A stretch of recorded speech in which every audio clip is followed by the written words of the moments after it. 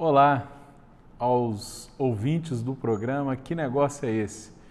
Meu nome é Rogério, eu sou da Contabilidade Progresso e eu fui convidado pelos meus grandes amigos Lê e Léo para poder falar sobre o assunto suspensão do contrato de trabalho conforme medida 936. Na realidade, nós vamos falar de suspensão e vamos falar também da redução da jornada de trabalho com redução do salário. Então, quem é que atende à suspensão do contrato de trabalho e a redução da jornada com redução do salário? As empresas, de uma forma geral, e as pessoas que têm carteira assinada. Qual que é o objetivo? O objetivo é, dada a condição da Covid-19, do momento de pandemia, de isolamento social, o governo resolveu subsidiar, através dessa medida provisória 936, todos os setores da economia com a ajuda na folha de pagamento. E aí, o que é a suspensão do contrato de trabalho? O contrato de trabalho ele pode ser suspenso por um período de 60 dias. Durante esse período, há de se estabelecer efetivamente um acordo. Se o empregado não quiser, não existe efetivamente acordo a ser homologado. Então, as duas partes têm que estarem combinadas dentro do acordo individual. E esse acordo ele deve ser levado ao sindicato para que o sindicato verifique o que foi ali acordado. Em concomitância a isso, nós precisamos, dentro de um prazo de 10 dias, levantar essas informações no site Trabalhador Web. Para quê? Para que essa relação aconteça no sentido de que, uma vez levantadas essas informações, 30 dias após, o valor será depositado na conta dos empregados. Como que acontece o processo de suspensão? O processo de suspensão do contrato de trabalho, quando a empresa tem até o valor de R$ 4.800.000 ano de faturamento, ele vai acontecer num período de 60 dias. Ele pode ser feito 30 mais 30 ou pode ser 60 dias corridos. Quando essa suspensão ocorrer e a empresa tiver o faturamento até R$ 4.800.000, o seguro-desemprego ou os recursos do Fundo de Amparo ao Trabalhador irão ser responsáveis por 100% do valor da remuneração do empregado, ou seja, a empresa, na suspensão, ela não será responsável pelo pagamento ou pela complementação.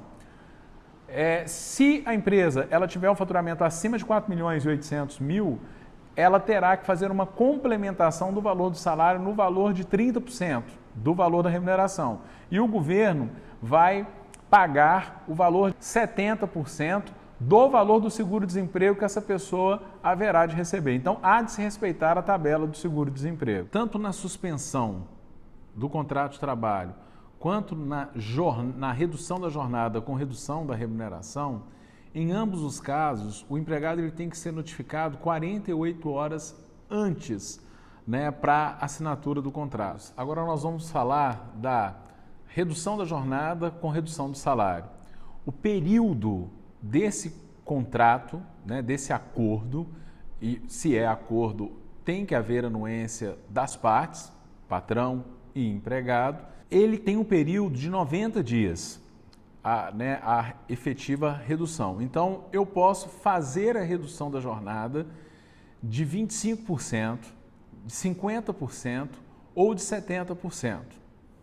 O exemplo mais clássico, mais fácil de compreender é que, se eu reduzo a jornada em 50%, 50% será responsabilidade da empresa, 50% será a responsabilidade do governo, no limite do valor do teto do seguro-desemprego.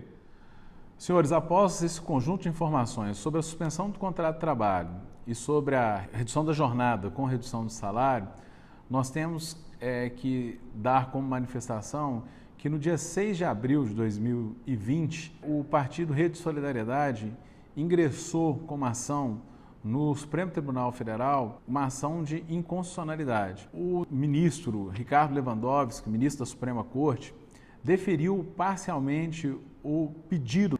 Com esse deferimento, aquilo que era um comunicado que teria que ser realizado ao sindicato passou a ser uma condição de verificação para manifestação de possível acordo trabalhista. Ou seja, se o sindicato não se manifestar depois da informação dos acordos individuais serem levados a conhecimento dele em 10 dias, é como se eles dessem o aval, ou seja, como se eles dissessem que as informações constantes do acordo individual, seja no que diz respeito à suspensão, seja no que diz respeito à redução, estão ok. Tal condição será levado a plenário do Supremo Tribunal Federal no dia 16 de abril. E a compreensão dada pela imprensa, pela mídia de uma forma geral, é que essa liminar deve ser cassada, ou seja, vai valer a medida provisória da forma com a qual ela foi editada. Obviamente, trata-se de informações que constam na imprensa e na mídia, né, que essa liminar será cassada, valendo a medida provisória 936. Dessa forma, a nossa orientação é para que os contratos continuem sendo realizados da forma com a qual foram formalizados e orientados dentro da medida provisória 936. Então, meu amigo Lê, meu amigo Léo e todos os ouvintes aí do programa Que Negócio é Esse, eu deixo aí um forte abraço. Eu peço para que as dúvidas sejam encaminhadas no e-mail rogerio@progressocontabilidade.com.br para que a gente possa responder as possíveis dúvidas em relação ao que nós falamos. Forte abraço a todos!